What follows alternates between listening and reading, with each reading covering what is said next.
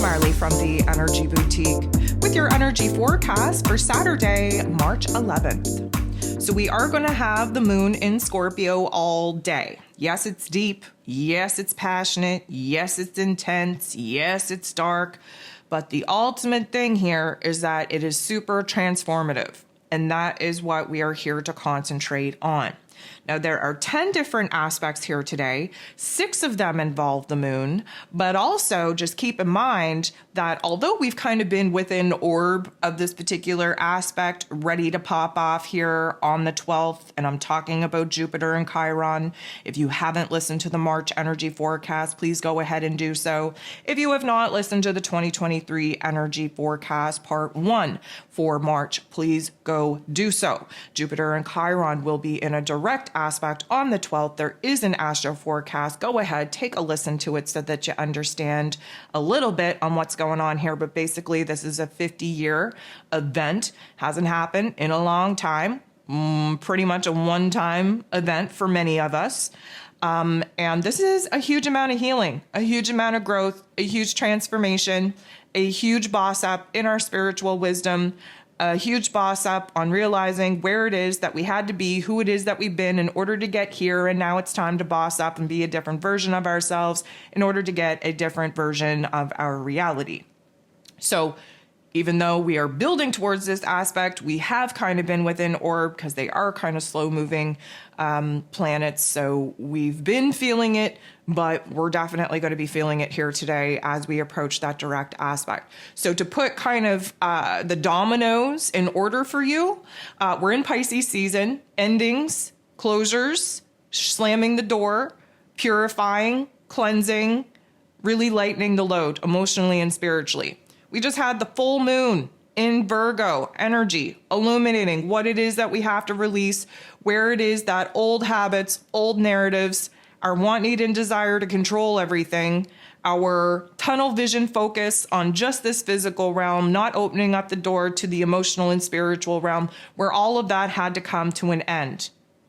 Saturn, the Lord of Karma, who moved into Pisces energy just an hour after the full moon in Virgo, is saying, okay, we're closing the door on old karma here.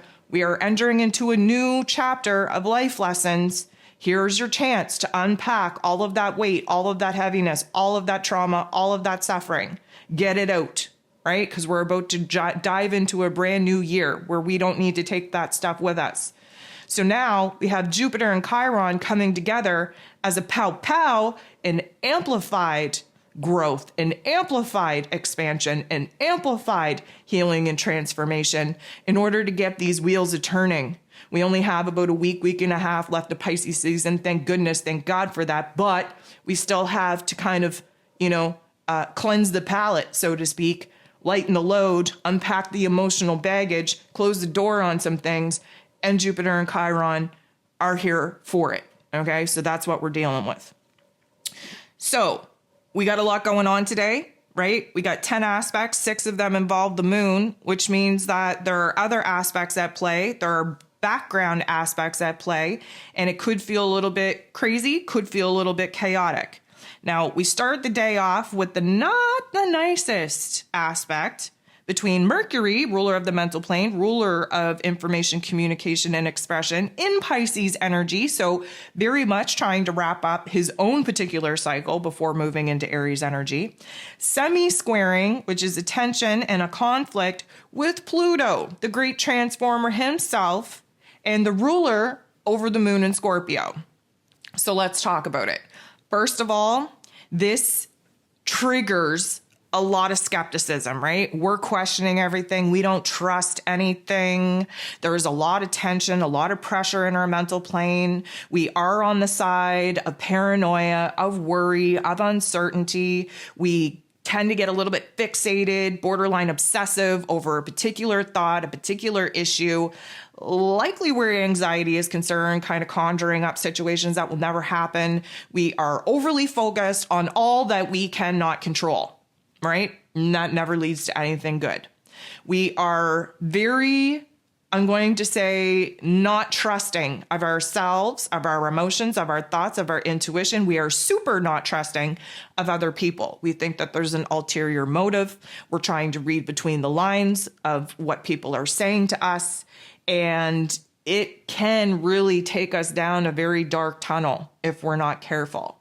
Now, what it could also do is illuminate for us where it is that we have to do a deep dive in our mental plane, in our psyche, and kind of understand why it is that we think this way, why it is that we feel this way. Why are we, I'm going to say, drawn dominantly to skepticism, to mistrust, to obsessive thoughts and feelings that aren't so happy, aren't so nice, aren't so good. We can unpack a lot if we have the mental strength and dexterity to kind of grab that shovel and start digging. However, most of us are going to avoid doing that deep dive and therefore stay in a mental state that is creating a negative narrative, creating a pretty dark and bleak kind of perspective and outlook on things. And, where we're kind of on edge and feeling like everybody is lying to us or everybody is misleading us or we can't trust anybody, that can really cluster F a lot of conversations in our personal relationships that we will have to clean up later. So be very cautious, be very careful on how this energy is going to manifest within you. The moon in Scorpio goes ahead, sits across from the North Node in Taurus energy, which means that it's sitting next to the South Node in Scorpio. So these are the nodes of the moon. This is the spiritual life lesson that we've been in now for the last year and a half between the Taurus and Scorpio energy, the give and take, the death, the rebirth, the shadow realm of our experiences, what we have to let go of, what we have to kill, put a death to in order to have the space to create something new, stronger, stable, more supportive, confident in the place of the not so nice things that we're trying to kind of pick apart and get rid of.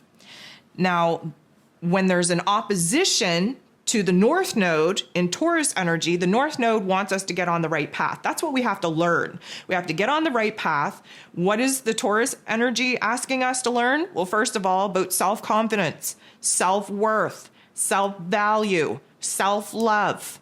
Where it is that we need to create a little bit more safety and security and stability in our day-to-day life, where routines are concerned, where relationships are concerned, where money matters are concerned, where it is that we have to be a little bit more resourceful, self-sufficient, if you will.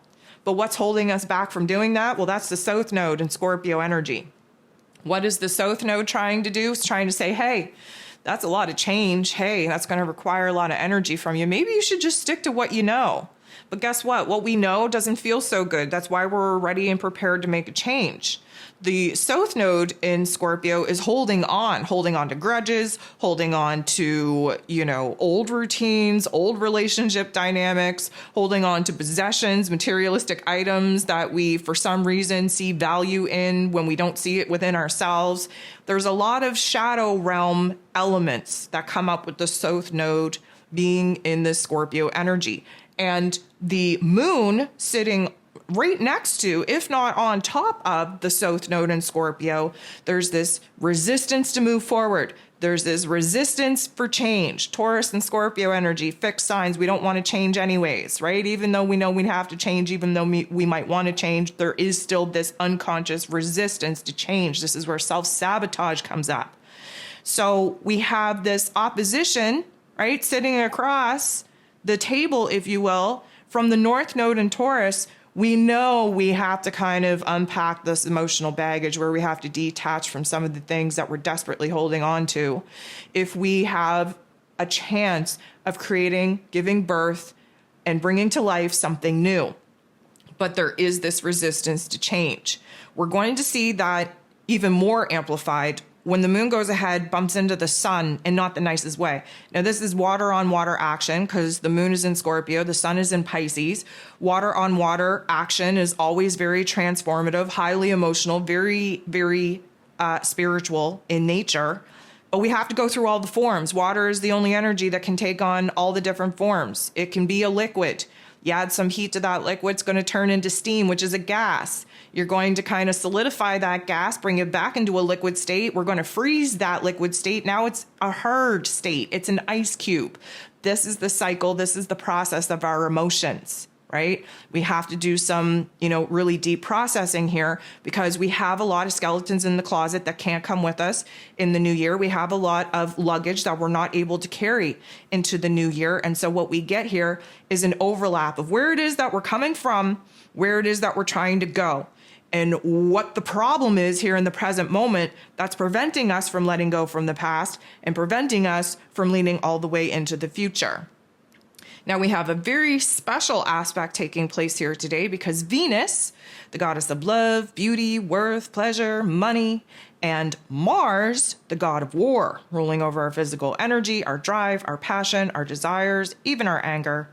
They are sextiling. They are coming together. They are merging energies. We get the feminine divine energy. We get the masculine divine energy coming together, meshing together. What is this going to mean for us? Well, I think it's important, first of all, to recognize that Venus is in Mars's rulership energy in Aries. Okay.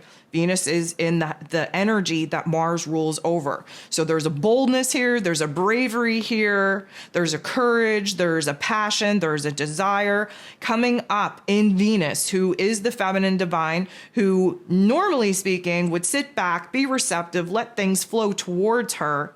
In this Aries energy though, no, we're tired of sitting back. We're tired of waiting. We're tired of being fluid. We're tired of being receptive. We're out there in the world. We're cutting the cords with the past. We are identifying. We're being straightforward with what makes us happy, who makes us happy, what we want more of, what we want to create. We are aggressive and assertive, going after what it is that our heart is asking us to pursue.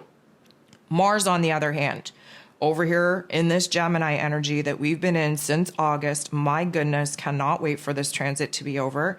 Really kind of cluster effed in the mental plane. That's what that Gemini is. It's providing us a lot of pressure in the mental plane. We're stunted out from being able to take action on what it is that we want to actually pursue because we're cluster effed with the back and forth, the debate, the pros and cons of all the choices, all the variables that we got going on in our head.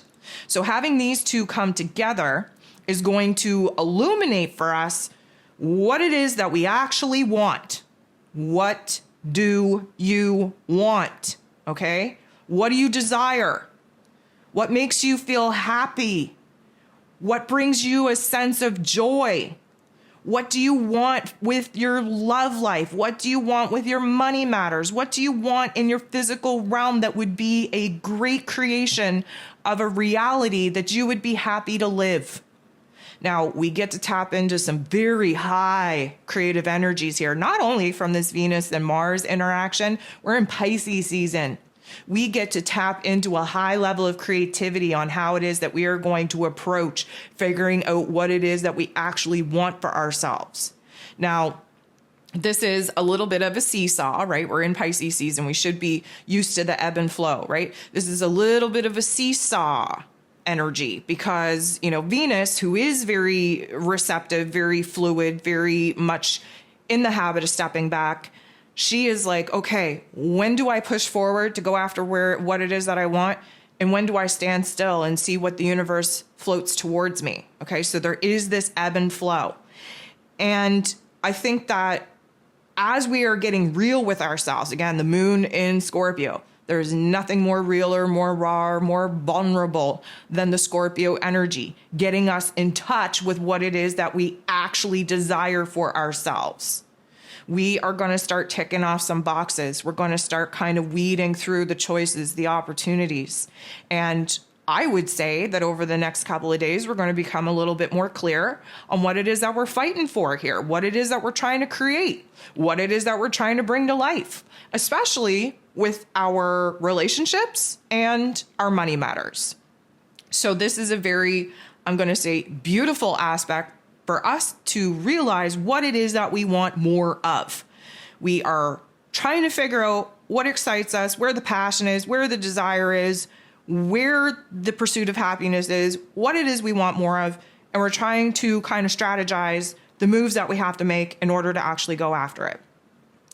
The moon in Scorpio goes ahead interacts with Mars shortly after. Mars co-ruler is the co-ruler over the Scorpio energy. Pluto is the primary ruler. Mars is the co-ruler. So there's some intensities here. We are starting to realize, and this could go a couple of different ways, so I'm gonna paint the picture for you. We are either going to realize what we're passionate about, what there's an intensity in our heart space for us to pursue, where it is that we're inspired, where it is that we have to be more motivated and determined in life in order to take action to go after this path, this decision, this choice, this direction. Or it could aggravate the ever-living F out of you, put you in a state of frustration, aggravation, anger, rage. Sometimes that is the energy that needs to fuel the fire for us to make a break, to close the door on the old, and to actually boss up to pursue the new. It would be lovely if we could all just tap into the lighter parts of this aspect and just know without having to go through the ugliness of, seeing why it is that we're angry and what it is that we're agitated and frustrated about. That would be great. But to be honest with you, most of us need to be angered to a point of frustration where we've had it. We're done. We are willing to do whatever we have to do in order to get out of these circumstances. And this is the vibe, the energy that's going to change and transform, because that's what the Moon Scorpio is all about, us into who it is that we need to be, in the perspective that we need to have, with the ideas that we need to have, with the emotions that we need to have in order to move forward. The moon will go ahead, interact with Neptune, who is in Pisces energy, its place of power. We get more water on water action here. What we're doing is, and this is likely due to how the moon and Mars kind of manifested for you, now we're doing a deep dive. Now we're moving into our higher selves. Now we're trusting our intuition. If you found you were on the lighter aspect of it and you were inspired and motivated and determined, you're going to run with that. You're going to remind yourself of the vision and the dream and the goal that you have in order to keep that energy up. If for some reason it manifested as anger and agitation and frustration for you, this is a time to unpack. Okay, this is a time for you to unpack what you're angry about, what you're frustrated about, what you're agitated about. And spoiler alert, most of those emotions come up in order to remind you where it is that you haven't been putting your own wants, needs, and desires first. So this is an aha moment, a very profound aha moment. And with this water on water energy, the waves are just a crashing upon us, right? To clean us of that filth, to clean the gunk out, to lighten the load, and then to cleanse and purify our energy, our soul, our spirit after releasing those heavier and negative thoughts and emotions. We have Mercury sextiling with Uranus. Okay, so we need to unpack this for a second. Mercury is the lower level of our intellect, where logic and practicality, planning, strategy is concerned. It's where we take in the details from our environment, where we form opinions, where we learn how to communicate and express those opinions outwardly. Uranus is the highest form of our intellect, connected to the highest forms of intelligence.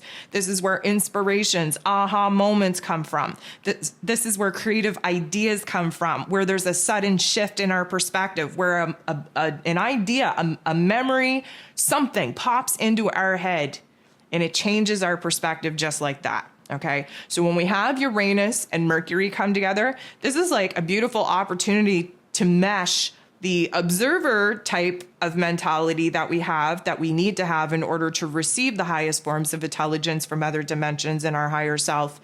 We blend that, we bring it down into the lower level intellect, where our ego can kind of pick through it and see what works for us, what doesn't, what makes sense and what doesn't. And what we get from this is an aha moment, some huge, huge, unexpected insight. You may even get a vision. We have the moon in Scorpio. We're in Pisces season. It's highly psychic, highly intuitive. You may even get a vision. That would be a beautiful thing. And what's even better than that is that we're able to put our visions, our intuitive insights, if you will, into words. We're able to articulate it. This is a beautiful thing.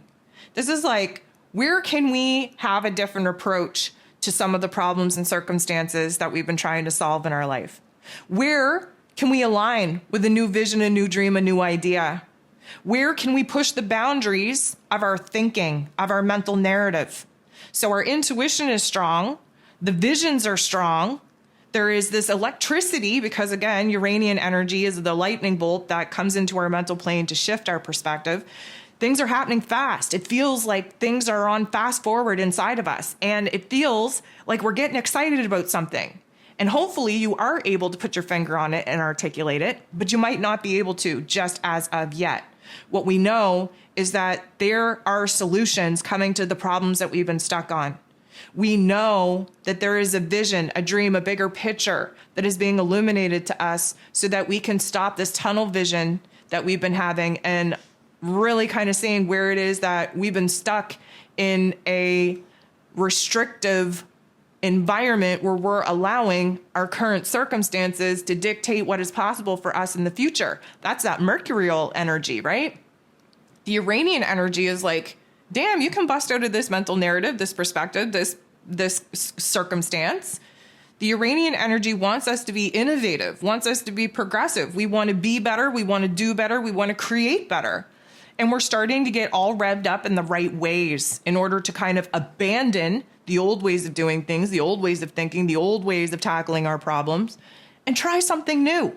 We're pushing ourselves out of our comfort zone, out of our box. And what we love about that is that we don't know what to expect when we're in a brand new territory. We know exactly what we're going to get if we continue to do what it is that we've always done. We have no clue what the possibilities are when we try something different. And this is what this energy is here to kind of illuminate for us. So we have this beautiful aspect taking place, and then Mars goes ahead, bumps into Pluto. We have Mars in Gemini energy, Pluto, who, may I remind you, still at the 29th critical crisis degree of Capricorn energy. Okay, so there's some pressure here. There's some intensity here. That's why we're living on edge. That's why we're feeling jittery. Like we know something big is just around the corner. We just don't know what. And we don't know how to process it. And we don't know what to think about it. That's okay. We'll figure it out. You're exactly where it is that you need to be. Mars, the god of war, ruling over our physical energy, our drive, our passion, our desire, even our anger, making a positive interaction with the great transformer himself. What we're going to get here is a huge boss up. A huge aha moment, especially stemming from the earlier Mercury and Uranian aspect, on what it is that we want to do, what it is that we want to pursue, where it is that we have to make some changes, where it is that we have to transform, especially with our mental plane. It starts in the mental plane before we can engage the physical body to take action. We need the emotion, so the inspiration, the motivation, the passion, the desire that Mars is bringing to the table. We need all of that emotion in alignment with our thoughts, with our ideas, with our narratives. We got to get the heart and the head on the same page here in order to engage the physical body, Mars energy, in order to make the moves that we need to make, in order to align with the choice point, a path, a decision, in order for us to make a major change, a major transformation in our physical lives. The moon will then go ahead and interact with Jupiter. Jupiter turns the volume all the way up. He magnifies things. We tend to get a little bit over dramatic in this Jupiter energy. We tend to get a little bit over exaggerative with our emotions, with our thoughts, with our circumstances. But what we get here is a huge illumination on the amount of growth that not only we've just accomplished, but the amount of growth and transformation that we're about to go through. This is aligning with our higher selves. This is aligning with the new opportunities of ideas, of passions, of desires, of inspiration, motivations that have been triggered within us. And this is kind of showing us where it is that we're about to kind of kick doors wide open, blow them right off their hinges, and not look back. The last aspect that we have here today is the moon in Scorpio making an awkward interaction with Chiron, the wounded healer. Now, keep in mind, every single time we take huge leaps of change and transformation in our enlightenment, in our awareness, in our growth, in our transformation, there's that negative ass energy, that darker force energy that always wants to pull us back into a state of paralysis. This is a prime example of that. Chiron is the wounded healer. In this particular aspect, because Scorpio is showing up with a shovel to do a deep dive in our past, in our psyche, in our emotions, in our experiences, to see where it is that we kind of have gained the perspective that we have about ourselves and what it is that we're capable of and what it is that what it is that is possible when we get out of our own way. You best believe that the moon in Scorpio is about to bonk Chiron on the head with the shovel in order to stop that negative narrative, stop those negative emotions, stop that inner dialogue, in order for us to just say, you know what, I'm done with that. We need to kind of change Mr. Chiron into the healer now because we're tired of seeing all the wounds. And the moon in Scorpio is here to do whatever needs to be done in order to unearth that particular programming that is constantly pulling us back into the state of paralysis and preventing us from actually moving forward, from actually taking the actions needed to make the big moves, to make the big changes, to make the big transformations in order for us to have our glow up.